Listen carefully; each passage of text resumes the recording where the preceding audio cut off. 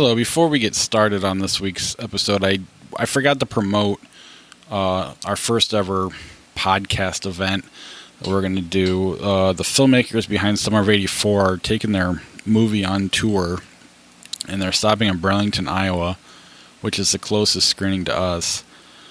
It'll be this Friday, August 24th at 9 p.m. at the Capitol Theater. It's presented by the Southeastern Community College. The filmmakers behind Summer of '84, they did Turbo Kid. I don't think it's been officially rated yet, but the filmmakers told me it'd be about, or the Facebook people told me it'd be about a PG-13 rating, similar to Stranger Things or Goonies or something like that. It's $6 to get in. I know Josh, Sean, and I will be there. Hoping a couple other people can make it too. I'm hoping Corey from IVNVA. I don't know it for a fact, but if his schedule lines up, he'll be there. And also possibly Michael from Galesburg of the Awesome 80s podcast. He might be able to make it out there as well. Hopefully, we'll keep our fingers crossed. But if you'd like to meet us and hang out, please come say hi at August 24th at the Capitol Theater in Burlington, Iowa. All right, enjoy the show.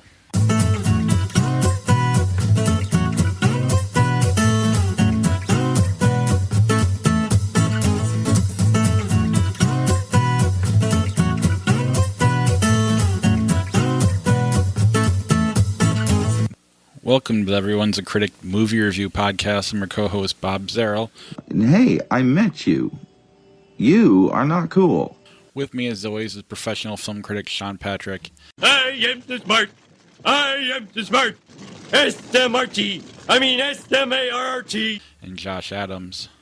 You goddamn communist heathen, you had best sound off that you love the Virgin Mary, or I'm gonna stomp your guts out.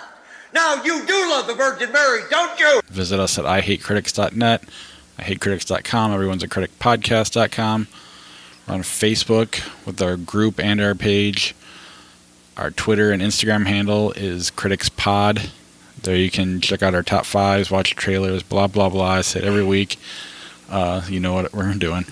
We're on Apple Podcasts, Spotify, Google Podcasts, Stitcher, all your podcatchers. If you want to rate and review the show, please go to Apple Podcasts, subscribe, and write a review. Give us 5 stars if you can, and we'll read it on the air. It's funny, one of our Patreon listeners, for some reason he couldn't get the show anymore, and it was because he has a company phone, and they were blocking specific content via iTunes, on his company phone, so he couldn't get the show. So then I told him, I found a way around it. I gave him Stitcher, and he was able to get the show via Stitcher, but he couldn't get it via iTunes.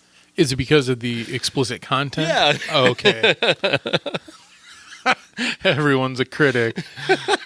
Rated X. Yeah, company phone's blocking us. I wonder if any of us ever gets a job that if they put a rule that we can't be on a podcast with bad words, what we would do. If we just make it a clean show or what. It's happened before. It's not conscious. I don't do this intentionally. Well, no. My other podcast, reason we're only doing a podcast is the one he had, they swore all the time, and he's a school teacher, and they asked him to stop. And so we just bring rock stars on. And what the hell, man? That's some bullshit. Oh, fucking stupid-ass country. It was a really shitty podcast, though. It's much better now. It's way better now. Fair enough. But I don't know. I was just wondering that. I really can't control it sometimes. You're on the radio, man. Somehow I never do it there. I don't know. It's our bad influence. I'd have to go through and actually put bleeps in. That would be terrible. Nobody quit their jobs. You're stuck. No promotions, no nothing. What do we have this week? Any news I didn't ask before we recorded? Nothing really. Well, Disney surely is not hiring James right. Gunn back, so that's a thing. Yeah, I'm not going to watch it. No, that as of right now, that's a fine stance to take. I can't say that I would, but I also am interested to see what comes of it. These people are under contract, but the actors, the Guardians themselves, but sticking to your guns for whatever reason just doesn't make a lot of sense in this situation. They didn't stick to their gun. You see what I did there?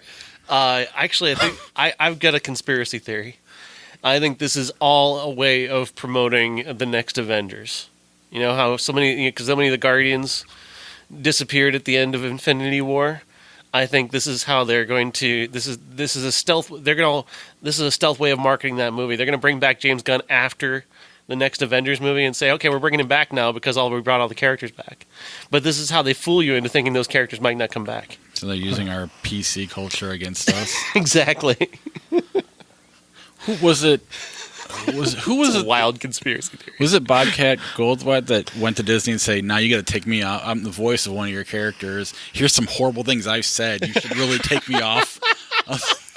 Right? He's one of the hyena voices in The Lion King, But, right? and in the theme parks, they use his voice for some things. Oh, yeah. And then he goes, "While you're at it, you should. Are you still making money with that Powder movie or whatever?" Oh, nice one. I mean, right? If we're going to start doing this, if we're going down that path that way. We've been going down that slippery slope, but it's getting steeper and steeper. They'd better fire Whoopi Goldberg from The View. You remember all the things she said over time. Yeah, basically we're all going to not have jobs soon. 'Cause I don't know. Didn't Whoopi say 9/11's an inside job? I mean, Jesus. I believe she's one of the 9/11 truthers, I believe. It's not quite as offensive as other things. It's disappointing. It's pretty offensive. It's disappointing, but it's not like racist or anything. Why do I never hear these things until I get on the show here and then I just shake my head constantly? There's a lot of people that it's you either, like. Either she was a 9/11 truther or she was in that 9/11 truther movie with Charlie Sheen. She was in. She was in the movie. I've never heard her say it per se, but I mean Martin Sheen. But that said movie it. was about it. About September 11th being an inside job. Did you see it? No, God no. I wouldn't sit through that. I wasn't getting paid, so I'm not going to watch it. Yeah, I just thought it was about an elevator. But yeah, so yeah, James Gunn's not coming back. I did post 3 trailers. We'll start with Green Book. I saw that from Joel Sharpton. Sometimes he listens and says we suck, but Wait, I missed that. did you? When we had our 200th episode, Corey Finneran got a bunch of podcasters to congratulate us, and he pretty much roasted us the whole time. It was pretty funny. But no, he'd posted this on his own personal Facebook page, and I just stole it and put it on ours. It was a trailer. Viggo Mortensen. I don't remember who else. Mahershala Ali. Oh, that's right. I don't think I said that right, but That's I gave it my fine. best shot. We're going to have a lot of pronunciation issues We're later. just not going to read those later. You can go to our Facebook page. Anyway, what'd you think? I really like the trailer. If nothing else, because I really like these 2 actors. Especially, I've got a longer history with Viggo Mortensen. But he's the one that doesn't look as interesting of the pair here. Ali looks really great, and hopefully this is just another stepping stone for him to be widely considered one of the better actors of our time, because I think he is. Nice trailer. I'm glad Viggo Mortensen isn't laying into an accent too heavy, so that's good. Because he's playing a mob guy of sorts, or an outside mob, kind of on the edge, fringe mob guy. So I was kind of worried he was going to try and lay into that accent a little bit too much, but he doesn't, and that's good. And obviously, Mahershala Ali is pretty incredible at pretty much anything he does. Yeah, when I first saw the beginning of the trailer, I kind of had this kind of Bill Pullman fear from that Ballad of Lefty Browner, where it seemed like Viggo might be overdoing a little bit, but as the trailer went on, it seemed to make sense. So I'm curious. It looks like a good movie, and I don't know. They're 2 great actors. Very based on a very true story, or at least a version of history that's very true. Where every black entertainer went on that circuit back in the day. That's how that Green Book was a real thing. Trying to find places where they could actually stay and perform, even though they'd be playing in these massive venues in front of wide audiences sometimes, and still have to find a hotel where they were allowed to stay. Yeah, it just looks like a fascinating movie. Widow. I missed this one. What was this?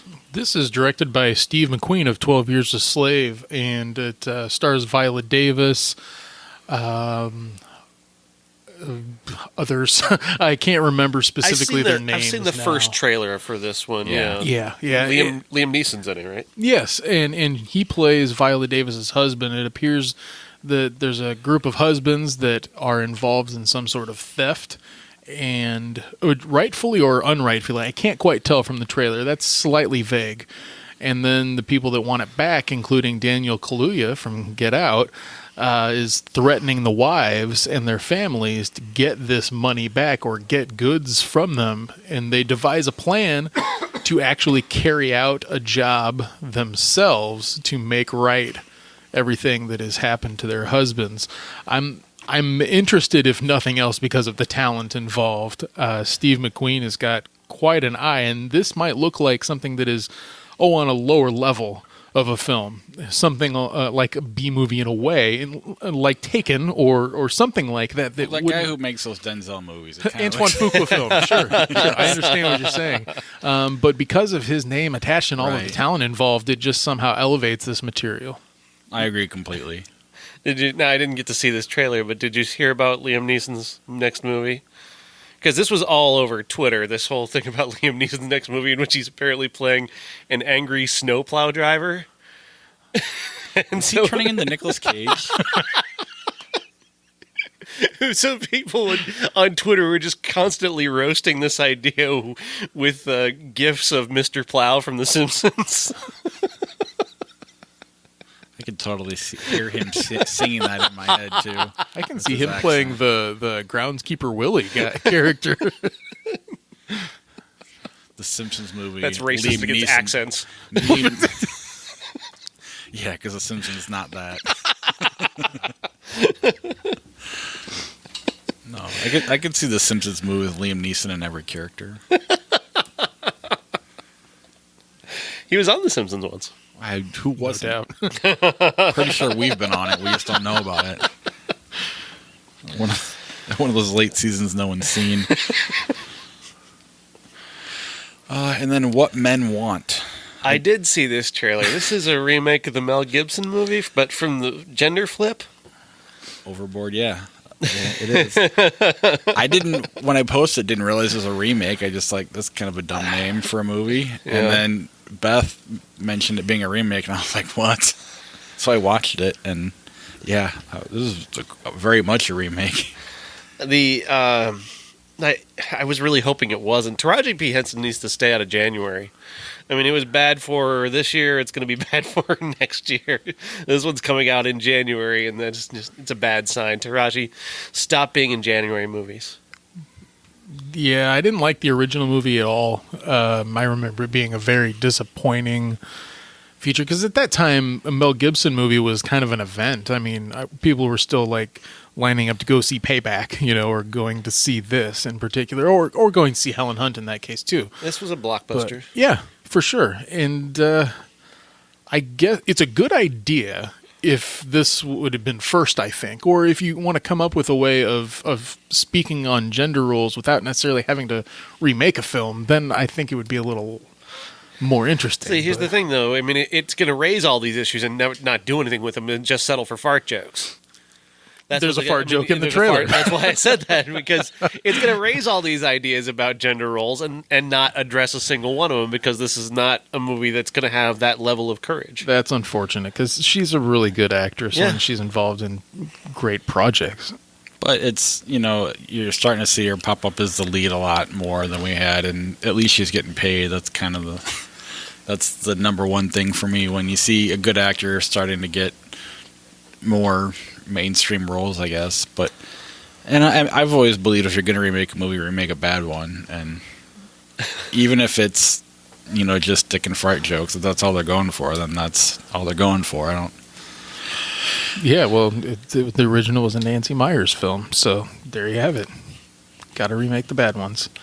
Well, because you give a chance to do a better job. Yeah, no, you remake The Exorcist. What's your point? You can do it. They need to make a third movie where Taraji P. Henson and Mel Gibson are just beating each other's minds. A cinematic, what people want film. Kind of perfect for 2018. Then Taraji P. Henson can turn into her character from that blaxploitation movie, Proud Mary, and she can just shoot him in the head after she hears all the horrible things he's thinking. It's not the real Mel Gibson. Speaking of Mel, I'm sorry for butting in with another trailer. If you saw it today, it's for a Netflix film, though, so we're not going to have to pay attention to it unless it happens to be part of a challenge. But there's it's directed by David Mackenzie, the director of Hell or High Water, and it stars Chris Pine as a Robert the Bruce. and it's called Outlaw King, and it premieres on Netflix later this year. And he plays Robert the Bruce. It looks like William Wallace is in the film. It looks like Aaron Johnson plays him. And I don't know. I mean, in terms of the people involved, I can't help but be interested, in how Netflix does that kind of a sweeping drama like that. I can see them doing smaller flicks, of course, and even in their jumps into action and science fiction are like, okay, well, you're kind of getting there, but whew. They're trying to bring that Scorsese movie to Netflix. What is it, The Irishman or whatever? Oh, Joe Pesci's comeback. Yeah. With Al Pacino and De Niro. It's interesting because this is part of Netflix's strategy towards content accumulation. They're going to various film markets and buying movies. Even movies like this, which was thought to have been an Academy Award contender later this year. They're going out and buying movies like this, and they'll still probably try and figure out a way to get it into a theatrical release, so they can, like they did with Beasts of No Nation, and they did with Okja last year. They got those into at least consideration runs, and they've done so. They've actually made it into the documentary field, I believe, in the past, but. I was reading this article this week about not just Netflix, but about all of the the various streaming services. Amazon is looking to get into the exhibitor business. They want to buy a theater chain so they can put movies on the big screen, specifically as a way of marketing them to people, basically as a marketing run. So they can tell you, hey, see it in theaters, and then it's on Amazon when you want to watch it at home. And they're finding that theatrical is becoming more of a commercial for home video, and that the movies that aren't making it to major distribution in theaters nationwide aren't getting the attention that they need, and they're kind of falling through the cracks, and they're not making enough money off of them. And so the idea is that with Trump now beginning deregulation, that he may actually strip away the rule that allows the movie companies to own their own theaters. And what may happen is we may see more movie theaters specifically owned by the movie companies, so they can distribute their films to theaters as a commercial for their online brands. So each of the theaters, they'll have their own online thing that they go to, and they'll have their own theater chain. That's interesting. I suppose so. Then again, I mean, I don't really see a problem currently for that, because you still have the opportunity to see things that you want, unless Disney doesn't want to set up shop in the Quad Cities, for example. But right. I mean, that's the thing, is that you need your own theater, but you need a theater chain that you need somebody that can market your movie when you're putting it on demand, because if it's just sitting there on demand, there is so much on demand that your movie gets missed, and you don't make as much money off of it. Whereas if you can get in theaters, that's a marketing campaign for your movie when it's available to stream. And the cool thing about it, I think, is that, unlike the music industry, it seems like you do have the Netflix and the Amazons that are out in front of the curve that can kind of make some, try to keep the medium doing well and, not just giving away for free. And I mean, so at least you have that. I kind of feel like the theatrical experience has kind of been taken away from us a little bit. There's less and less, we're getting a lot of remakes and sequels and franchise stuff, and it's, I don't know, I think that's cool. I like the idea of Amazon having using the theatrical stuff as a advertisement, but at the same time, I could see if all of a sudden they all have their own theaters and now they're not cross mixing that. I don't. That would never work. Right. There's only so many theaters. Not every company's going to have their own theater, and especially with markets the way they are, they're going to still have to go through some major theater chains. But you will see. I think you will see more of a variety. I think they're going to try and pack more movies into theaters because they are finding that these movies that they're making, they're spending millions of dollars on and throwing them on their streaming services. They're just going unnoticed. Many of them, like Netflix, releases way too many movies, even though they're acquiring so many. They have so many. You go to Netflix and scroll, you're going to find dozens of things, and without a marketing campaign behind them to tell you that it's there, it slips through the cracks. Did you know that Robert Redford co-starred with Jane Fonda in a movie this year? I did not. Yeah, because it's on Netflix, and they didn't put it out in theaters. It was only on Netflix, and you just went right past it because you're scrolling for a million options. Yeah, I don't even watch anything on Netflix. I just scroll through it. And that was Robert Redford's last movie ever, so there you go. Because he just retired, in case you didn't know, on his 83rd birthday. Do they ever really retire till they die? Gene Hackman did. Is he dead yet? He's not dead. We'll see. He thinks he'll go for a walk. Joe Pesci did, and he's back.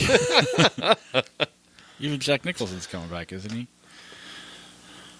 All right, let's get to our movies. So we can start the show. Mile 22? Yeah, Mile 22. Mark Wahlberg, Ronda Rousey. Chick from Walking Dead. Lauren Cohen. Is that why this movie stinks? This movie's awful. This is an awful movie. This is Peter Berg and Mark Wahlberg, and maybe they just need to stick to true stories. Maybe that's what it is. Because, although I hated Lone Survivor, I did like their work on Deepwater Horizon, and Patriots Day is a really good movie. But here they're working from not a true story, and they don't know what the hell they're doing. This movie is just all over the place.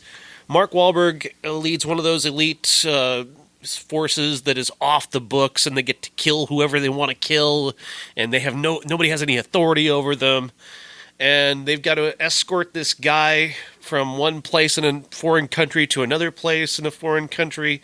I guess the distance is 22 miles. I had to find that out from somebody else who reviewed the movie because I watched the movie and didn't know what the hell the title meant, and I don't remember hearing it.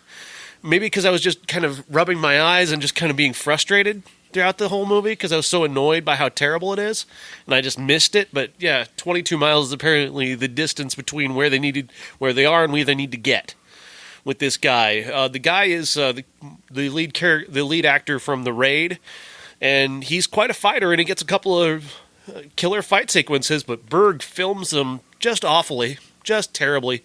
You can barely tell that this guy is a good fighter because the editing is so terrible. The shot selection is awful. The camera is moving constantly, and so you can't see how well he moves, and that's ridiculous. When you got a guy who's a human special effect, you don't need to do all the stupid camera tricks and flip your perspectives constantly. This movie has so much CCTV footage. It's ridiculous. It's ridiculous. They use that CCTV thing that whatever they call it, what I call that, the closed circuit camera, where you see you're seeing something from a perspective of a camera in a corner, like in a bank or something, and they keep cutting to that, and then they'll cut to the satellite footage of shooting straight down from where they are, and it's constantly doing that, and it's so annoying. It just keeps interrupting the action, and then Mark Wahlberg's just off doing his own thing.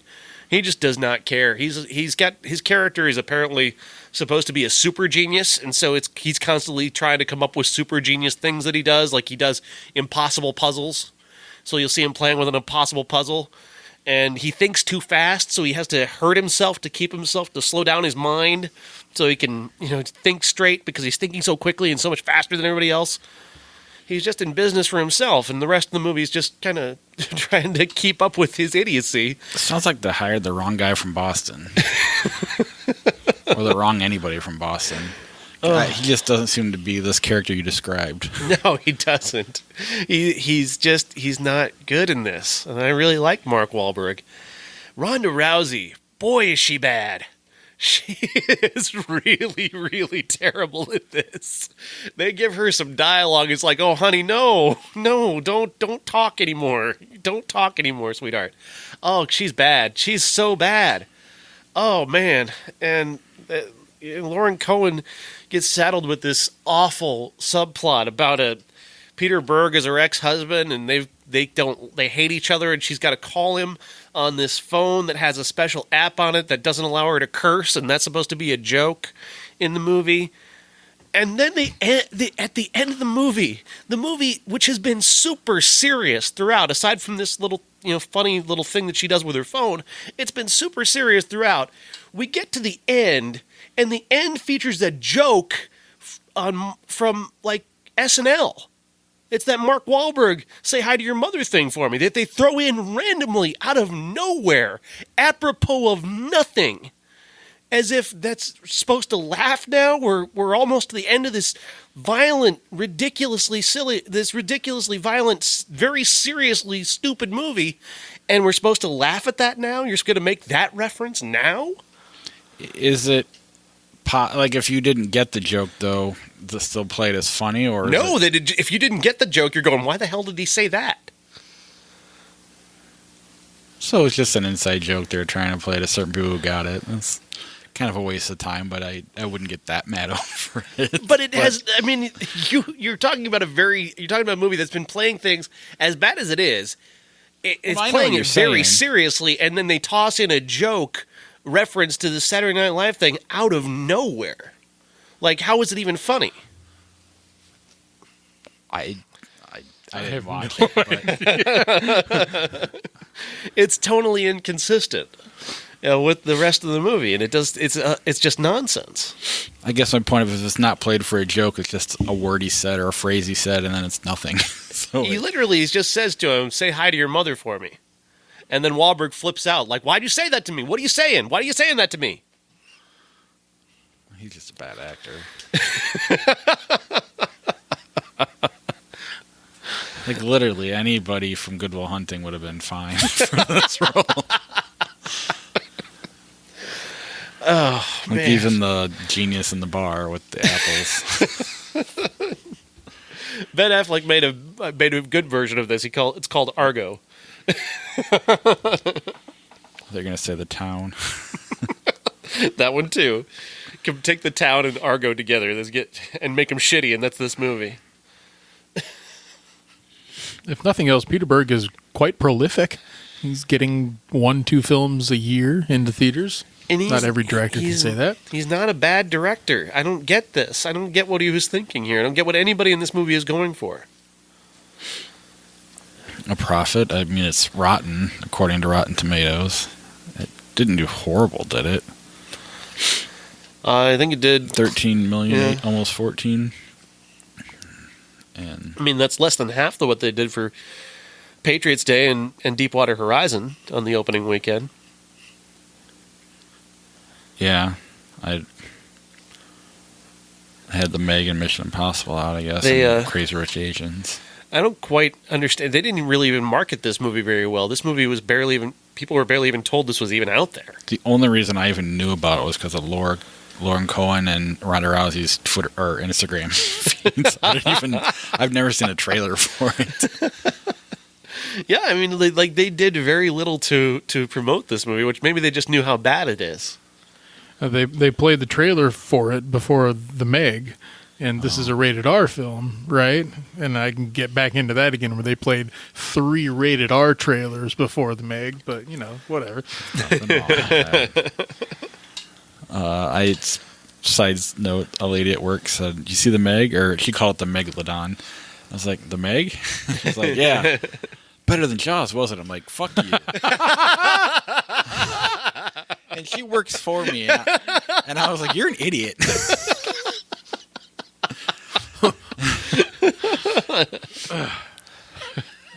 And she goes, "It's a better story." I'm like, "No, it's not. It's not a better story. It's more entertaining." No, it's not that either. There's nothing you can say that makes this better. Different strokes for different folks. It has more Rainn Wilson in it than Oz does. It's got more sharks.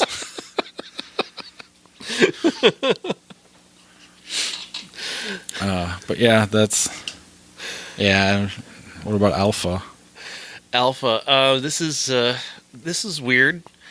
Not quite sure what this is either. This is better than that. It's better directed. Cody Smith McPhee is the star. He plays a character named Kada, who is the son of the chief. He's about to go out on his first bison hunt, and this bison hunt is very strange. The way that these guys hunt bison, and this is in Europe 20,000 years ago is when this is set, some kind of early man thing. They're going to look for the bison, and there's this weird edit where the chief picks up some bison dung and sniffs it, and the very next thing is you see him smearing something on his son's face, and you think, oh, he's just smeared him with bison dung. No, it's mud, because the next scene is them picking up mud and spreading it all over themselves because they're about to sneak up on the bison. But it's is that meant to be a joke cut? It's a poop joke? I'm not sure what that was. But then it gets weirder. So they're crawling along, they're covered in mud, they're trying to sneak up on the bison. They get within about a football field length away from the bison, and they stop. And then they stand up and start screaming and running toward the bison. So why did you need to conceal yourselves in order to do this? What was your plan? Then they start throwing the spears, and the spears then are not thrown at the bison. They're thrown in front of the bison, so the bison will spin around and run off a cliff, and then they can just harvest them at the bottom. I don't know, it's weird. The whole sequence is strange, but the kid, Kada, is not very bright. He cannot get out of the way of a bison that's charging directly at him. And he gets just lucky enough that the bison misses him and catches him on his horn and picks him up by a piece of his fabric that he's wearing. And then the bison tosses him up in the air and over the side of a cliff, and his dad thinks he's dead. But he's not dead. But then we set up a series of sequences where the director, Albert Hughes, he sets up these obstacles that are you just can't buy it. I couldn't buy that he could overcome any of this. I buy the first thing that maybe he broke his ankle and he's able to kind of figure out a way to set it in a way that he's able to walk on it. But from there, the things that he stacks on top, one on top of the other, on top of the other, I just can't buy that anyone, this kid or anybody, could survive it. And I was out of the movie at that point. And it's about that point that they introduced the whole wolf thing, finally, which the wolf thing is this, he meets this wolf that gets injured and he starts nursing it back to health, and the wolf becomes loyal to him and they become friends and they develop a relationship, and it's basically the story of man domesticating the dog, I guess. Okay. To be honest, as cheesy as all of this sounds and as expected as your review is, honestly, no, not. I love that. What I mean is, I actually expected the movie to go that way, to be not a great film, basically. But I like this concept of, if you're going to make a movie about dogs, instead of doing A Dog's Purpose, which is very cute, right? A meet cute type film, or Dog Park, or, whatever comedy involving puppies that will get people in the theater because they like to look at cute things, take that and get it a little more primal. I'm interested in this idea, even if science says that it doesn't actually exist, which is great because there are some dudes that I would love to tell that idea to. That's a funny thing. Actually, that's the one thing this movie gets right, is that it doesn't go that way. It actually goes the opposite way, and it actually goes with the science of what actual wolf packs do, as opposed to the alpha research, which, in case you didn't know, the actual research on alpha males was disowned by the scientist who wrote it. Not long after he wrote it, he realized, that's actually not right. The wolf pack doesn't work that way, and there's not a fight for dominance. It's the dominant one is basically the dad who provides the food, and everybody follows the guy who provides the most food. And that's the way the wolf pack works. It's not about being the dominant male. And oftentimes the female was the one who was providing the food. At one point, do you see an ark floating by in the background? They're like, what an idiot.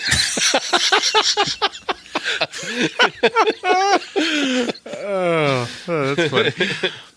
I did think that this had some potential to it, though, and I don't know, Cody Smith McPhee had shown some promise in the past, but yeah. You're right, Bob. This isn't based on science, because, this is set 20,000 years ago. The Earth is only 2,018 years old. And flat. And flat.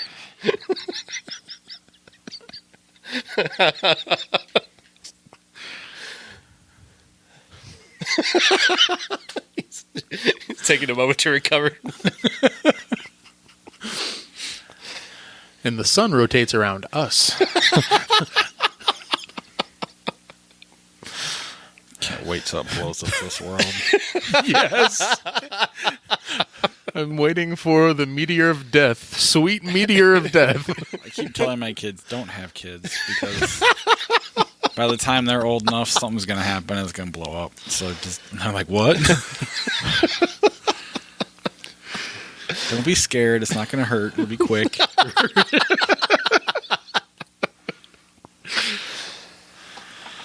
Crazy Rich Asians. Crazy Rich Asians. This is the only truly good movie this week. It stars Constance Wu as an economics professor who has a boyfriend played by Henry Golding, who is planning on asking her to marry him. They're very deep in. They're a couple of years into their relationship, but she doesn't really know anything about his family yet, and it's because he's kind of tried to avoid being anywhere near his family. They're kind of very traditional, and he doesn't. He knows that they won't accept this person that he's fallen in love with. But he needs to go back for his best friend's wedding. And so he's decided that he's going to finally reveal his family to her. And it turns out his family is crazy, crazy rich. They've got one of the largest fortunes in the world. And indeed, his parents, or his mother, we don't really see his father very much, but his mother doesn't accept Constance Wu. She's very rude to Rachel is the character's name. Very rude to her, not very accepting, and it's you've seen this before. It's a pretty basic fish out of water comedy where she's kind of the underdog against all of this opulence. The key is Constance Wu, who is just this wonderful young actress from Fresh Off the Boat on ABC is where she got her start, and she's really funny and really smart, and her character makes a lot of really great choices in this movie. Again, it's nothing like you haven't seen before in a romantic comedy.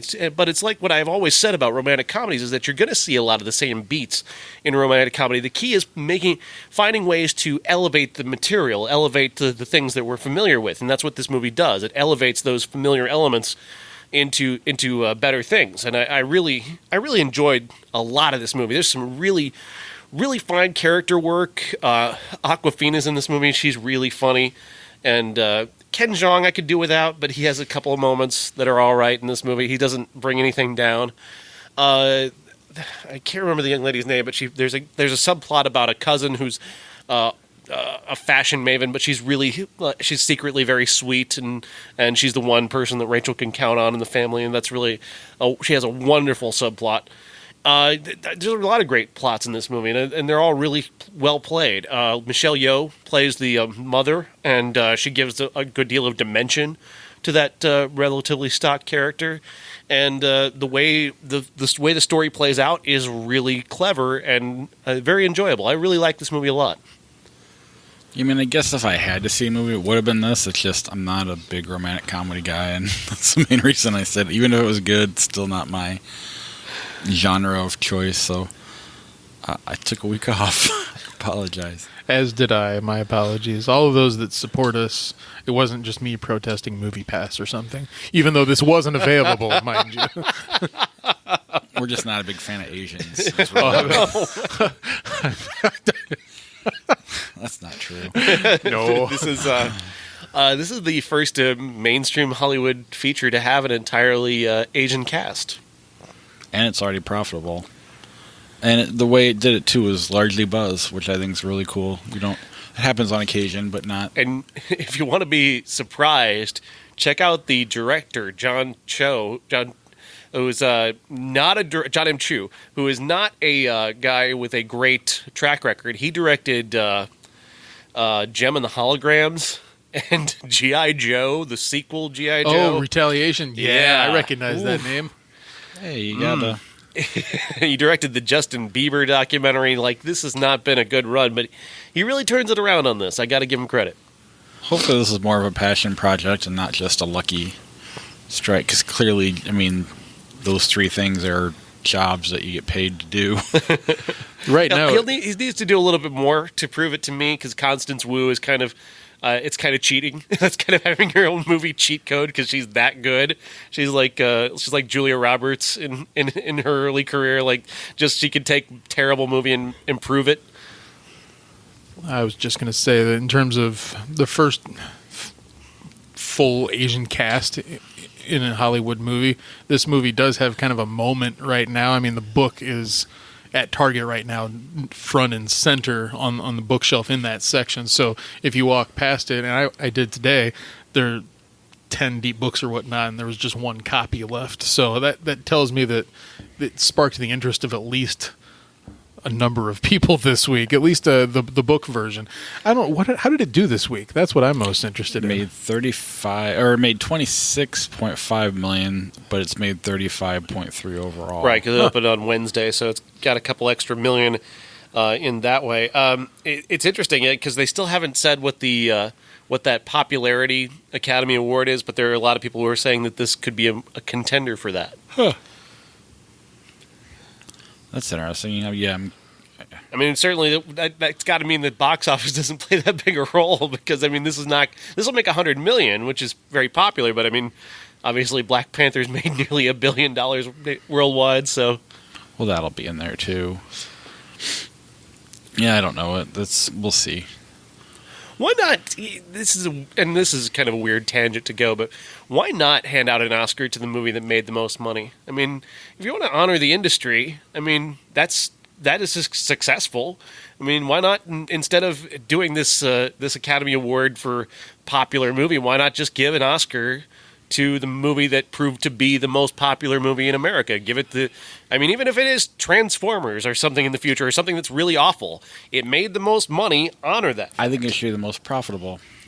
Because if you spend the biggest amount of your biggest budget and you make the most money, but you're not as profitable as Crazy Rich Asians, then that's not the same thing. That is, I completely agree. That is absolutely a great way to handle this Oscar, as opposed to announcing nominees and coming up with some weird mathematical equation to try to decide which one gets the popularity Oscar. Why not give it to the one that was actually business successful? That proves what the industry is all about. The Academy Award goes to the Blair Witch Project. Anyway, Josh, the percentage of profitability, sure, that makes a lot of sense. But then again, we also don't give awards to Walmart. Like the Better Business Bureau isn't going and handing an award to Walmart. Actually, they probably did. But. I'm sure man, this country. I mean, to your point, though, we shouldn't give awards to the award stuff's just silly to begin with, because sure. For the most part, we've all disagreed on what should win and this and that. And the year we all did agree, the Academy didn't agree with Gone Girl. Yeah, so it's just a silly thing. It's just more for entertainment purposes. And I don't know. I just think the whole thing's dumb, personally. Put your top five. Who's your top five? But that brings us to our top five, which I don't know how I'm going to do this, if I'm going to do it at all. Top five favorite Asian actors or actresses. I don't even have it in front of me. I had it, and then it just disappeared. There we go. George Takei. I'll start with Cousin Jeff, and he had Donnie Yen, Harry Shum Jr., Margaret Cho, Chris Grace, Stephen Yoon, Jackie Chan. Ian Britt had Jackie Chan, Ken Watanabe, 3 Roy Chow, 2 Jet Li, 1 Bruce Lee. Shannon Nelson had Kal Penn, number 5, 4 Aziz Ansari, 3 John Cho, 2 Ken Jeong, 1 Bruce Lee. Uncle Jeff had, in no particular order, James Hong, Sandra Oh, Ken Watanabe, Michelle Yeoh, Rosalind Chow. And then I'm not going to read mine. You can go to the Facebook page and look those up. But it's the actor from Old Boy, the actress from Audition, the actor from Ichi the Killer, the star of Crouching Tiger, Hidden Dragon, and Kim Chan from Who's the Man. Anyway, Josh? Yeah, I tried to include actors from all parts of the continent. This was kind of a hard category for me because I'm like, is it Asian American actors? Is it Asian actors in general? And then once you think Asian actors, okay, so like Russia is Asia, Russian too, and India, and those with Indian descent, perhaps. I mean, I had a tough time really narrowing this down, of course, because I thought too much about it. But in the end, number 5, Michelle Yeoh from Crouching Tiger, Hidden Dragon, and Crazy Rich Asians. 4 is Duna Bay from Cloud Atlas and the show Sense8. Any of you who have seen that. 3 is Chow Yun-fat from Crouching Tiger, Hidden Dragon, Replacement Killers, and a bunch of other films overseas. He never really broke out as a huge star over here, and I kind of wish he had because I really like him. 2 is Hiroyuki Sanada. From The Wolverine. He's in 47 Ronin as well. You'd know his face if you saw him because he's one of those like character actors that you've seen in a bunch of things, but could never put a name to a face. And my number 1 is Zhang Ziyi from Crouching Tiger, Hidden Dragon, Rush Hour 2, House of Flying Daggers, maybe. I'm not 100% on that one. She's just magnificent in everything I've seen her in. Sean? My list has a lot of I think unique performers on it. Randall Park. If you remember him, he was in The Interview. He's fantastic. He's also in Ant-Man. He's the FBI agent in Ant-Man. Really funny actor. Mm-hmm. John Cho would be right on my list. He's getting so good. And if you missed it, there was a movie called Columbus that he was in last year that was really incredible, and is a movie that everybody needs to see. Bruce Lee obviously would go on the list because I think Bruce Lee is pretty incredible. I'm wearing a Bruce Lee T-shirt as I'm sitting here, Chow Yun-fat is another one that really incredible. He did incredible work over in his native country, and of course came over here and didn't do as much as good, but he was interesting in a number of different ways, a number of different roles. That movie he did with Mira Sorvino is better than people think it is. Replacement Killers. Yeah. Antoine Fuqua film. Better than it should be. Is that all of them, or did you have more? That's pretty much all I got, yeah. Ladies and gentlemen, this is the main event for the linear, legitimate, and universally recognized Undisputed Classic. All right, our Undisputed Classic is The Philadelphia Story. Yes, George Cukor, 1941. 6 Academy Award nominations for this film, starring Cary Grant and Katharine Hepburn, Jimmy Stewart, and just a really fantastic movie. And this is I picked this to go kind of along the lines of Crazy Rich Asians because it's also about a wedding, and it's also about high society and outsiders, interlopers in that world. Katharine Hepburn plays Tracy. She's getting married to this kind of a stuffed shirt sort of guy. She's 2 years after having ended a potential marriage to Cary Grant's character. Jimmy Stewart and Ruth Hussey play a pair of journalists who are being snuck into the wedding, hiding out as friends of the bride's family. And they're trying to get a story on high society weddings and get a picture of the wedding that nobody else can get. And it's about culture clashes and about the rich and the not so rich. And really, it's about just witty banter and very characters and actors who are having a great deal of fun. And especially Katharine Hepburn is rarely seen having this much fun. It would seem like people assume she's kind of severe.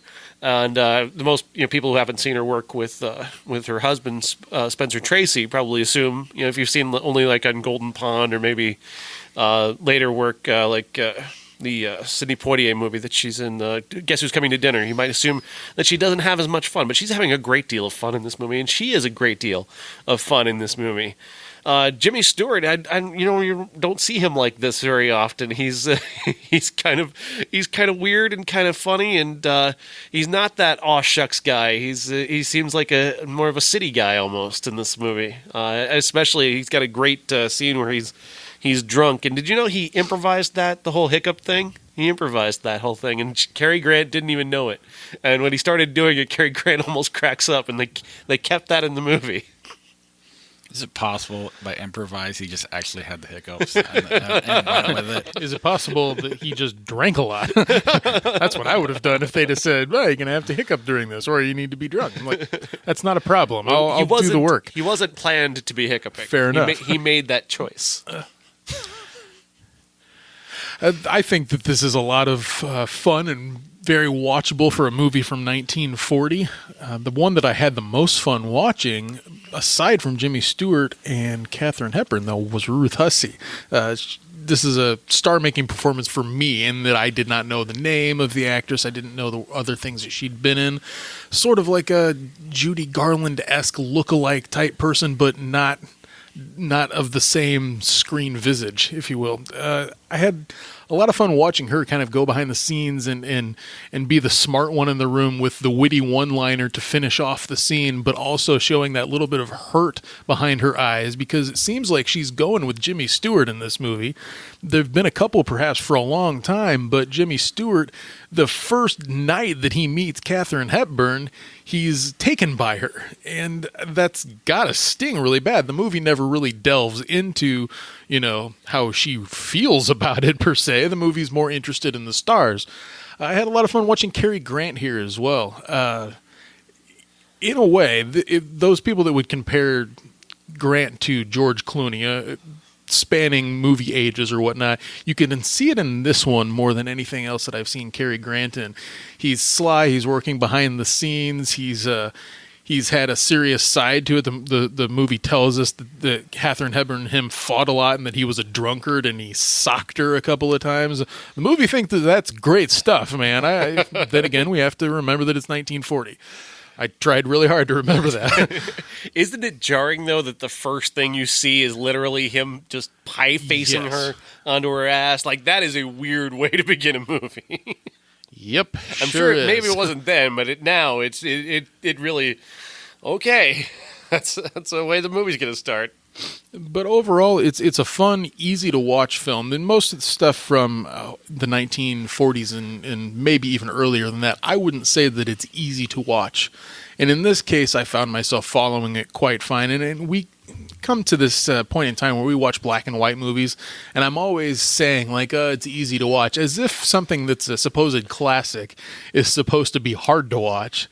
But I think we all, as listeners and on the show, we know what I'm talking about here, that if it's easy to watch, if it's something that you can relate to just a little bit with the dialogue and the characterizations and whatnot, then it's a whole lot more worthwhile of an experience and less homework. And I was thinking that this would end up being homework, so I watched it last. And I wish I would have watched it earlier in the week. There was a couple of other black and white films that were recommended to me after watching this one that I thought, I bet that looks good. I wanted to watch Mr. Smith Goes to Washington after this, just to see a little bit more Jimmy Stewart, Cary Grant, and everything that he's in, including An Affair to Remember, which we talked about on the show a couple of years ago, that I absolutely fell in love with. He's probably, him and Jimmy Stewart are my favorite old-time actors. And considering they were in a movie together with Katharine Hepburn, the one that my mom used to call is like her Mickey Mantle, if that makes sense to you guys. Like, my dad would talk about Mickey Mantle, right?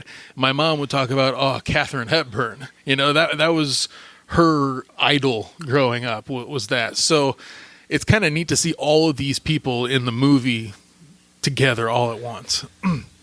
Yeah, I mean, there's not a whole lot more to add. I am not in love with this movie like some of the other ones, but it is a fun little watchable movie from 1940. I will say, like, with Jimmy Stewart, he's the one that, in a lot of these movies, you have people belting it to the back of the room. He always seems to be the one guy that could almost exist in today's movies and get away with it and not kind of stand out like a sore thumb.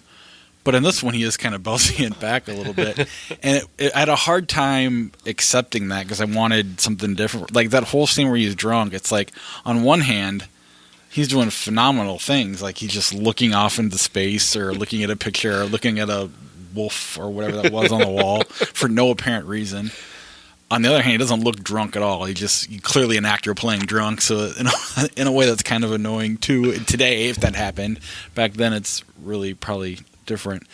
But it was just a weird experience for me because it was like, on one hand, phenomenal acting. On the other hand, I was annoyed by it because it wouldn't work today. And that's what I've always liked about Jimmy Stewart in any of the movies we've watched is he's kind of the one guy you could pull out and put in any movie today, and he wouldn't have to really change much.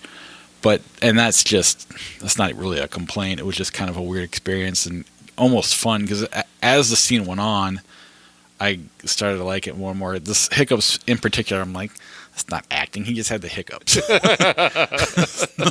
Those were too real to be doing that on accident. He intentionally gave himself hiccups specifically to do that. How the hell do you intentionally give yourself hiccups? I don't know. I've never been able to. I mean, maybe there's a way. Maybe I guess everybody can do as a weird talent. Drink soda really fast. I suppose. I love the way that Jimmy Stewart keeps saying Cary Grant's name over and over again. C.K. Dexter Haven. C.K. Dexter Haven. He won't just call him C.K. or Dexter. He calls him C.K. Dexter Haven throughout the entire movie, and it never failed to make me smile every time he did it. It's just one of those little funny bits of business that he chooses to do throughout this movie, and it's rare when an actor's doing that and he's not taking away from the rest of the movie doing it. There's some odd stuff. Like the ending is a little bit strange. Just the way that suddenly out of nowhere, Cary Grant's apparent plan works. I guess and then they just kind of pair off Jimmy Stewart and Ruth Hussey whether they wanted to or not. Like now you're a couple. Deal with it. I get that. Like the idea was throughout that Jimmy Stewart had kind of not paid enough attention to Ruth Hussey. They weren't in a relationship. They'd been friends for a long time and coworkers. And he's been one of those guys who's always been focused on his job. He's not looked around and seen this person who's been there for him the entire time. And that's kind of what the realization is at the end. But right up until the last moment, he's about to marry Katharine Hepburn until she says, "No, you're supposed to be with her." And he goes, "Oh, okay." And then she just suddenly marries Cary Grant. Yeah, I mean, it's that kind of like it would be like if Ocean's 11, it's the Academy Award winning movie. Like, oh no, it's just a fun, entertaining movie to watch. And I don't know why I'm comparing it to that one. Maybe it's George Clooney, but it's a fun movie. It's easier to watch than you'd think, and pretty much anything with Jimmy Stewart and probably the other two as well are a lot easier than you would think they'd be. But it is it's worth seeing. Back in the day, though, this was an Academy Award winner. I mean, Jimmy Stewart won Best Actor for this. The screenplay won Best Screenplay, which in this day and age, I wonder if a screenplay like this could win an Oscar in this day and age. Good question. I noticed also that this was on the original AFI's Top 100 Films list that I got in 1998 and kept checking them off when I was in college and was able to watch crap most of the time. This was one that I never got to because I was like, oh, 1940? No. Like, I'm just an idiot, But it probably also wasn't available at the nearby Family Video that had a lot of the other classics that were there. But it's nice to check another one off of that list finally. I encountered another top 100 list this past week. Newsweek had posted the top 100 movies of this century. That Columbus film that you just mentioned with John Cho was number 98 on that list. And I printed out the whole thing, and I'm planning on investigating it further later. Have fun. Yeah, as a little side. No, Jason from New Mexico sent at least Josh, and I don't know if Sean was on it or not, like an Amazon Yes, link Sean was part of that. with a poster of like the top. I didn't even look to see what it was, but it looked neat. It seemed like it was a scratch off of a bucket list, top 100 films. And I couldn't tell if it's something that you could put in there. That'd be nice. Or if it had already decided for you. And then what are the other 100, like the AFI, or is it like Indiana Jones? You know, Sure. No offense to Indiana Jones. I could have picked any movie, but I know what you mean, Bobby. You know, I read Uncle Jeff's work on his blog. I know what you choose. The good ones. Number 18 in 1988. Squeezed and pulled and hurt my neck in 1988. Squeezed and pulled and hurt your neck in 1988. 1988. 2 movies turning 30 this weekend, and I'll start with the one that I don't care about at all, but you guys can talk about to your heart's content, and that would be Nightmare on Elm Street 4, The Dream Master. I could have swore we already talked about this movie. Well, of course.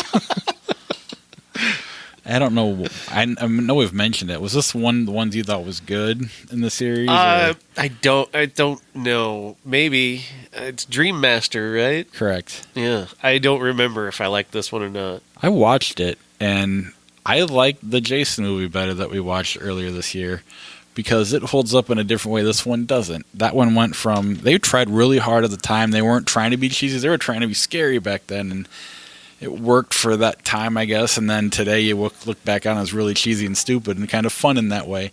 This one is very stuck in the 80s, and it's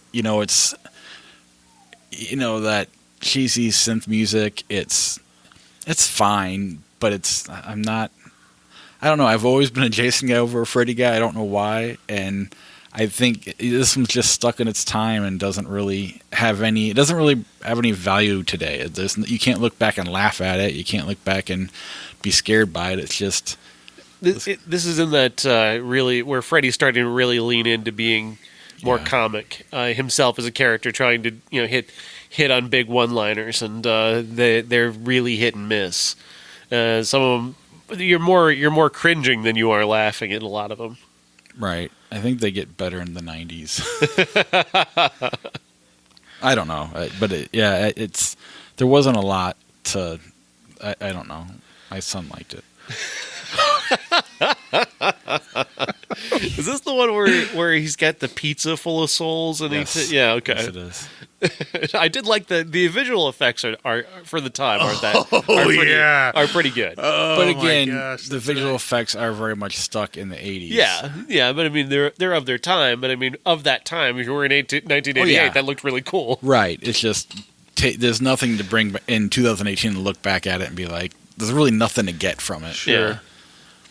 Maybe it's because the third one's called Dream Warriors, am I right? Yeah. And then this one's Dream Master? Dream Master. Is there one called Dream Child? That's the next one, I think. I think so, yeah. Okay. It just all runs together for me, but as soon as you said the pizza full of souls, I'm like, I remember that. Which one's the Nintendo one?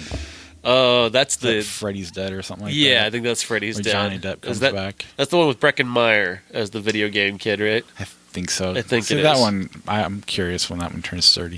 If that has anything that today you can enjoy out of it. Anyway. Also in 88, Jonathan Demme movie called Married to the Mob. Stars Michelle Pfeiffer, Matthew Modine, Dean Stockwell, Alec Baldwin is in there as well. And a host of other friendly, familiar faces. And Michelle Pfeiffer plays the bride and then widow of a mobster, and she can't quite get out of the life. She's trying to make a better life for her and her son. The movie makes it very clear that she's uncomfortable with the life that she has, and Alec Baldwin is the one that plays her husband, and of course he's doing all of the mob things that you would expect him to do. He's offing people, he's cheating on his wife, he's getting murdered. Okay, well, at that point, I'm checking out of the movie because it's just like every single other mob movie that I've ever watched. And then Michelle Pfeiffer does this amazing thing where she actually turns it into a movie where you root for her the entire time. She isn't playing up all of this typical New York stuff. She actually has some depth here. She brings so much to this. And Matthew Modine kind of does too. When he's not hiding behind disguises in this movie all the time as a detective, he kind of brings something to it too. He really wants to protect her and whatnot. It's cheesy. especially like the opening titles and the end titles. Jonathan Demme had this thing where this movie and Something Wild from a couple of years ago have these very odd TV movie looking title sequences, and it throws you off and makes you expect that you're going to see something completely less than what you end up seeing. Now, Something Wild isn't a very good movie, but it has its moments. This one is actually kind of good, but it has the bookends that threw me off. Michelle Pfeiffer is pretty darn good in this one, and Uncle Jeff had a point. Why didn't Michelle Pfeiffer become more of a bigger star? And it's something that I don't know anything about, but looking at something like this, it makes me wonder why she isn't one of the biggest stars of the past 20, 25 years. It's a very good question. This movie is strange. The tone of this film is very odd. She is playing this whole thing very straight. Then you've got a title like Married to the Mob, which sounds like a comedy title, and it's got a comedy font, and it's got like Alec Baldwin is kind of playing over the top as a mobster. You know, he's really laying in thick on the accent, and a lot of the mob guys are laying thick on the accent. But then Dean Stockwell isn't necessarily laying thick on the accent, and he's playing the mob boss Tony the Tiger, and he comes off as kind of legitimately dangerous and like a real kind of a mob guy. And, you know, he's doing real kind of mob guy stuff. And his violence is kind of serious. But then he's married to Mercedes Ruehl, and her character is just completely over the top. I mean, just the full crispy-haired Italian monster is what she's playing. And that's completely comic. And then you've got Michelle Pfeiffer who's playing it straight. Then you've got Matthew Modine, who's kind of got this weird combination of like Matthew Modine and Pee Wee Herman going on. I don't quite follow. He's got like a contraption that helps him put his clothes on for whatever reason. Yeah. I don't know. Him and Oliver Platt have this weird way of shaking hands that are just this bit of business that they decide to do. He's got the weird costumes that he does throughout the movie, but then he has the very serious kind of romantic comedy plot going on with Michelle Pfeiffer that they have a couple of scenes where they play very straight. It's very romantic and sweet, but it's played with a level of groundedness to it. And none of it makes any sense in terms of tone. Is this a comedy? Are they intending for these other elements to be taken seriously? I want to like this movie because there are a lot of good things. Like Michelle Pfeiffer is really great in this movie, and she's got some chemistry with Matthew Modine. But I don't understand what Demme was going with this tone. It's got this broad comedy in one moment, and then serious violence in another moment. And then Michelle Pfeiffer's playing a legit character who's taking all of this with a relative seriousness, and it doesn't make any sense with the rest of the plot. Have you seen this one? I watched it. Okay. You give a point you want to say. No, I was just going to say about Matthew Modine, like he's fine in it, but I couldn't. Beth and I exchanged during watching this movie, like when you can't get Broderick or Michael J. Fox, there's Matthew Modine. Like we're just kind of accepting the fact that this movie couldn't afford either of those two. Like it should have been them in theory. Yeah. But some of his better movies are better than theirs. That's the thing. He isn't really great in anything. Like that's what I'm getting at. I would say, I would say that Full Metal Jacket. He's pretty spectacular. He's in Full Metal Jacket. I'm not on a movie podcast. I'm just a fan. That's what Michael J. Fox and Full Metal Jacket. Man, I'm just gonna walk out right now. It's better for all of us if I just leave and forget about this moment. I mean, it really is just a Michelle Pfeiffer vehicle, and everything else is just. That's really. It seems that's kind of where you were with it, Josh. That's what you enjoy the most about it, and it does beg that question, though. Why wasn't she more popular? And my guess would be less shitty movies. You know, you look at Sandra Bullock and Julia Roberts; they have those chick flick throwaway movies multiple times a year for several years in a row. She never really did that. I mean, she had a handful, but not as consistently as they did, and that seems to be the only thing I can really think of. Yeah, she didn't really break. Like, in 95, she had Up Close and Personal, or that was 96. And then that same year, or the year before, was Dangerous Minds. and then Batman Returns was 3 years before that. I'm probably missing something there, but by the time The Story of Us came along, which is just Wolf. a god-awful movie. Oh, Wolf from 93, 94.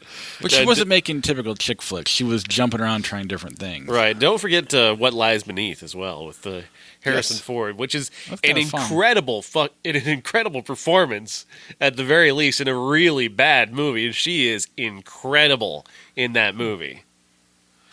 But she had a weird career. I think when it comes to blockbuster movies, she was really turned off by what happened to her after Batman, because I believe she did think she was getting a movie where she was going to be Catwoman. Yeah, and she thought she was going to carry on with that character, and then it just didn't happen. And I think that experience left a bad taste in her mouth, and I don't think she necessarily wanted to do the kind of movies that everybody else was doing. And she was quick to walk away when she had kids and be a mom. So there's that too, which I know that was later on.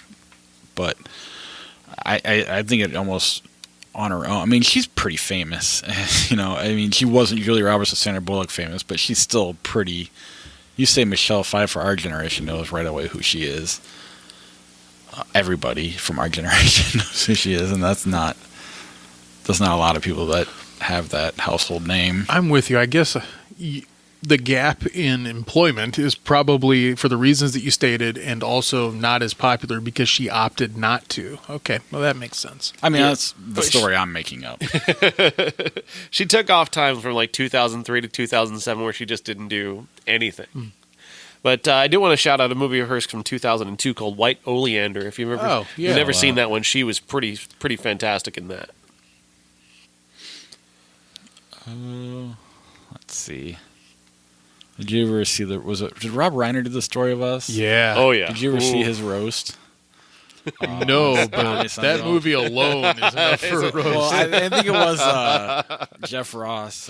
Gene Siskel took the easy way out of not reviewing movies.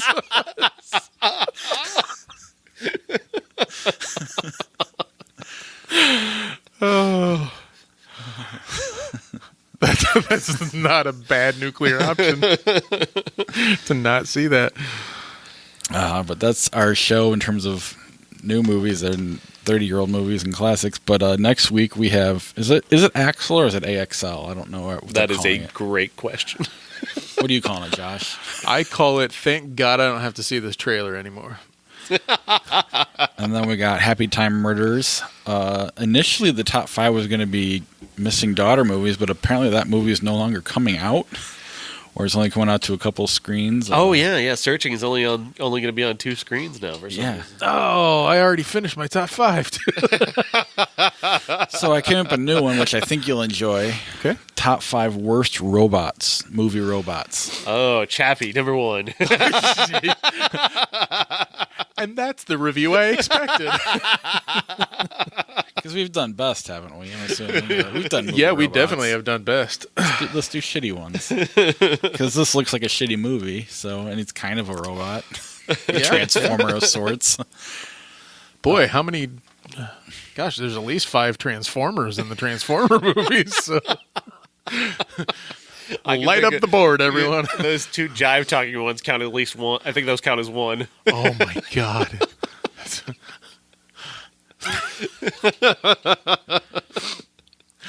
It's weird because on the best robot list will be Johnny 5 and Short Circuit. On the worst one will be Johnny 5 and Short Circuit 2.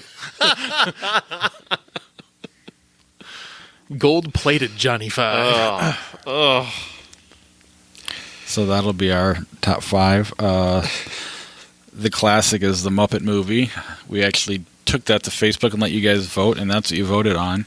Our Patreon supporters were right down the middle, but it still won by a lot. So we're doing the Muppet movie instead of Team America World Police. But you're more than welcome to watch it anyway. I can tell you that we're also getting Papillon this week. The remake of the Dustin Hoffman, Steve McQueen film starring Charlie Hunnam and Rami Malek is going to open this week. Well, that's interesting. Here, really? Yeah, I was surprised. It didn't look like it was going to be in that many theaters, but yeah, I'm looking at the list right now, and there it is. So yeah, I'll be writing a review of the original Papillon sometime this week. So our new classic is season 7 of Sons of Anarchy. Or whatever season, I don't know.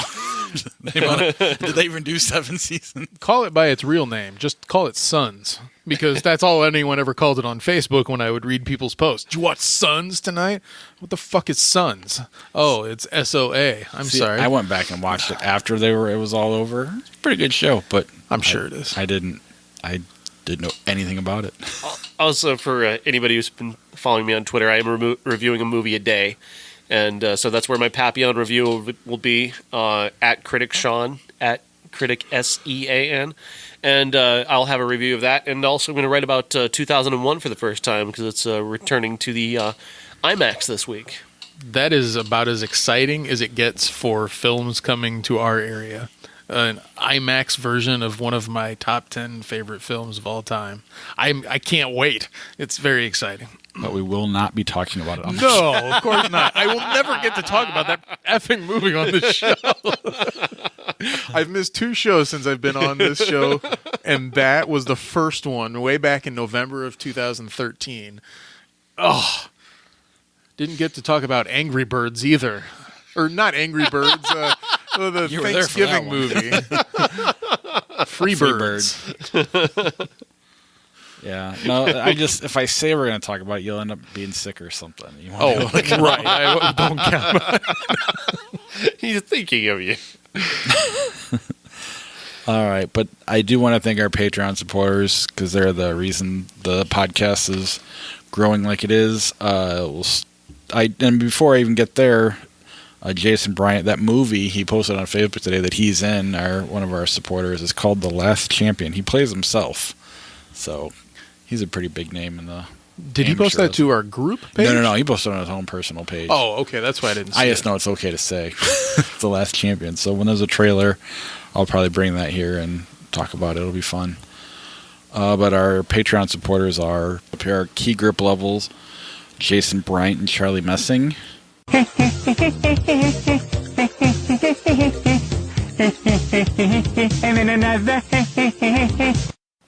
Our character actors, Cousin Jeff, Christina Cato, and Josh Paul. I think this is the beginning of a beautiful friendship.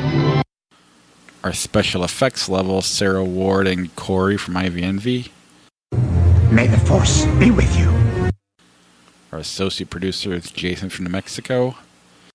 Everybody has to eat shaving cream once in a while. And our movie stars are Uncle Jeff and Dave Sievers. I want the truth! You can't handle the truth! And if you want to be a Patreon supporter, head over to ihatecritics.net/Patreon. It's the best way to help out the podcast. And something I forgot, another thing coming out next week locally is Summer of '84. We're doing a podcast meetup at the Burlington, Iowa. Is that? Mm-hmm. I said Bloomington last week. Now I'm confused. Which one is it? Burlington, Iowa. I don't know the name of the theater. That sucks. It's not just an AMC then, is it? It's something. I think it's more local. Right. Let me see here. Maybe I'll edit this up. Maybe I won't. Maybe I'll just put it at the beginning of the show. Did I put it on our Facebook page or did I post it myself? It is on our page. We're almost there. Where the hell did it go? It was on it our is page. On our page. Yeah, next Friday, August 24th, at 9 p.m. in Burlington, Iowa. The Summer of '84 is going through its late night tour from the filmmakers behind Turbo Kid. It's kind of got a Stranger Things, Goonies type feel to it. It's not rated yet, I don't think, but the guys on their Facebook page told me I think PG-13, something like that. It's $6 to get in. As far as I know, the three of us are going to be there. Is that correct? Indeed. Yes. And I'm hoping we might get someone from IVNV to come and maybe someone from the Awesome 80s podcast. So if you want to meet up, Burlington, Iowa, 6 o'clock. We'll just meet somewhere. I don't know where the theater is. It's presented by SCC, Capitol Theater of Burlington, Iowa. 9 p.m. is when the screening starts. So if you'd like to go to our first ever Everyone's a Critic podcast meetup, you can finally meet us, even though we probably know you all by name. Well, sometimes you want to go where everybody already knows your name. Yep. That's from something, right? Frasier. All I know is references. Frasier.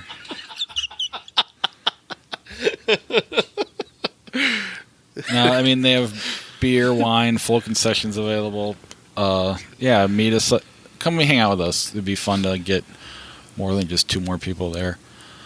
Then we'll do a live podcast at a bar immediately afterwards. Will we? No. Oh, okay. I mean, we can. It'll be late. And we'll have 2 podcasters possibly with us. Everybody shows up with their equipment. We could throw together a clusterfuck. But yeah, come join us, Burlington, Iowa, 9 p.m., the Capitol Theater for summer of '84. All right, that's our show. We'll see you next week. That ought to do it. Thanks very much, Ray. And we're the 3 best friends that anybody could have. We're the 3 best friends that anyone could have. We're the 3 best friends that anyone can have. And we'll never, ever, ever, ever, ever leave each other. We're the best 3 friends that anybody can have. I mean the 3 best friends that anybody can have. That's right, the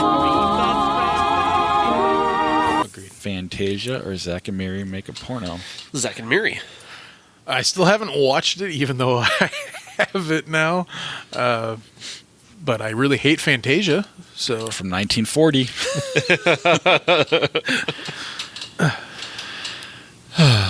Let's see here. I've been having internet problems. Apparently my house is haunted. According to my wife's, she's from the East Coast originally. You know, they're more susceptible to, to believing that kind of thing. Well, she got a new job. I'll finish the story. Chronicles of Narnia, Robin Hood, 73, the cartoon. Oh, the cartoon? Yeah, I'd take that over Chronicles of Narnia. That's what I...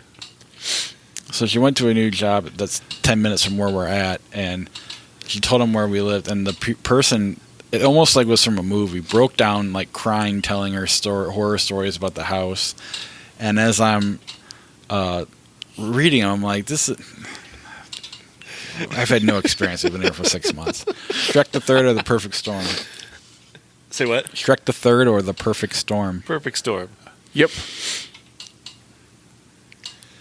I agree. So wait, is this a murder house? Well, they told her that someone hung themselves in her garage. There's no record of that happening. That would be a record you could find. And is there like a cold spot in the garage that you walk through? Nope. Apparently, there used to be a pool here, and a dog drowned in the pool. Okay, that happens. Dog. People die. I will call you Forrest Whitaker. The Way of the Samurai. You know, there's a million stories. Like my daughter's room apparently is joke grenade. That was just in the Peter Griffin style. That was good. Gosh, dog. Mary Poppins or Bridget Jones' Diary. I'm just gonna work these in between the story. Bridget Jones. Bridget Jones. But like my daughter is afraid to go to sleep at night because it's dark. Well, every kid is afraid of the dark. Sure. Yeah. Rat Race, When Harry Met Sally. When Harry Met Sally. Agreed. And my son has said weird things like, there was a guy in a green suit here. The Riddler. Stairs. But he says weird shit all the time. Exactly. Every kid has like imaginary friends and whatnot. The Chronicles of Riddick, Ace Ventura, Pet Detective. Chronicles of Riddick isn't that bad, but yeah, Chronicles of Riddick. Agreed. I just don't care for Ace Ventura. Ace Ventura. Has he watched Drop Dead Fred recently? He wears a suit, a green suit. But he has also admitted to he's never been scared by it, number one. And number two, when you talk to him about it, one time you saw a dark man walk down the stairs. Well, if you walk, it's called a shadow that you can kind of see on the wall of the Oh, Wait, sure. it's the grandfather that used to walk Bob to school every morning, and his son never knew his name, but suddenly now he knows his name and can describe him in great detail. Is that why the photo frames are always on the floor when we come here? Ghosts are being dicks here. That was literally the plot to that Greg Kinnear movie. Rear Window or Wanted. Rear Window. Rear Window. Yeah, so it's just apparently there used to be a drop, like in our bedroom there was or not bedroom, but master bathroom. The tub was in the ground, the bathtub. Someone fell and cut their head open. How is that a ghost? I don't know. But I mean, people maybe could they're fall. tripped by the man in the green suit, Maybe. or they tripped over the ghost dog. Do you find that when you put mail in the mailbox, you get mail back from Keanu Reeves? I thought you said mayo.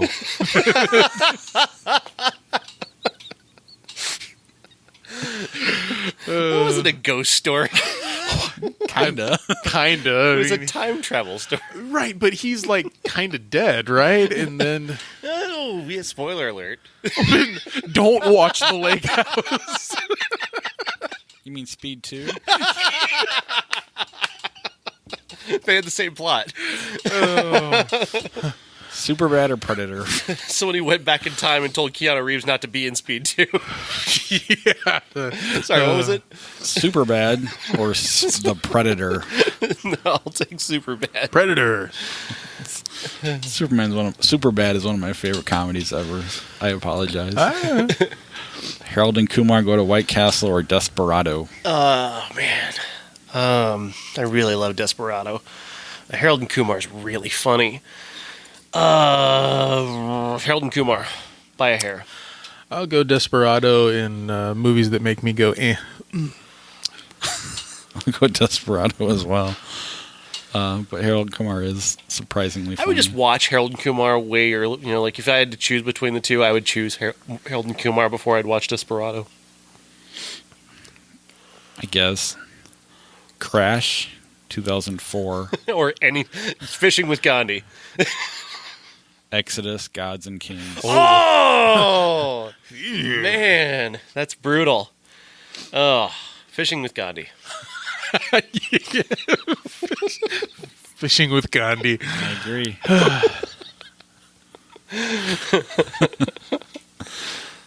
But yeah.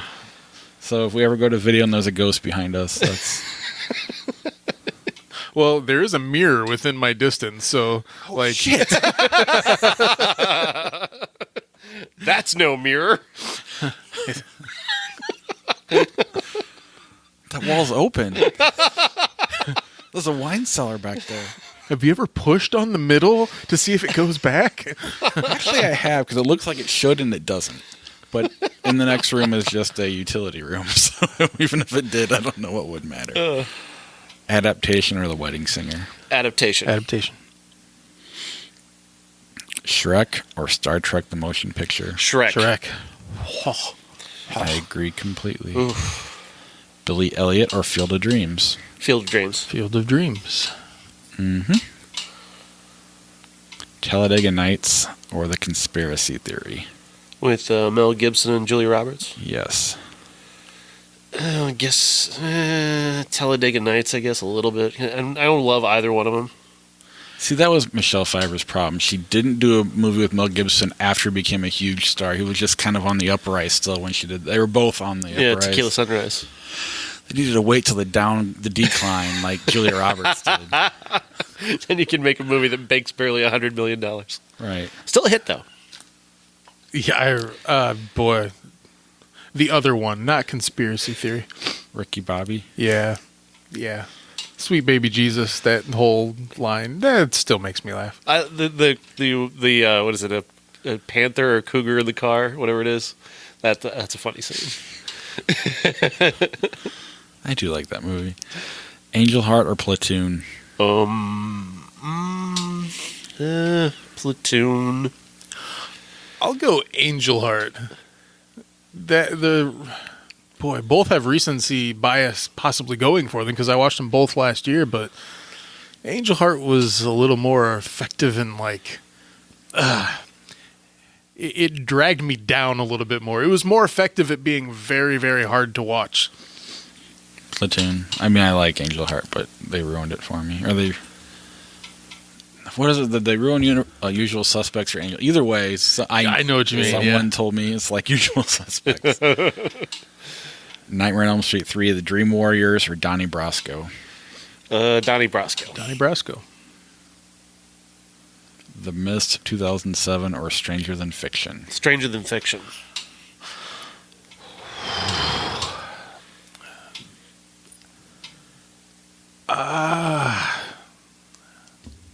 I love The Mist, but Stranger Than Fiction I like just a little bit more. I like The Mist a little bit better. All right, last one. A History of Violence or Dumbo? History of Violence. History of Violence. I just wanted to compare the two.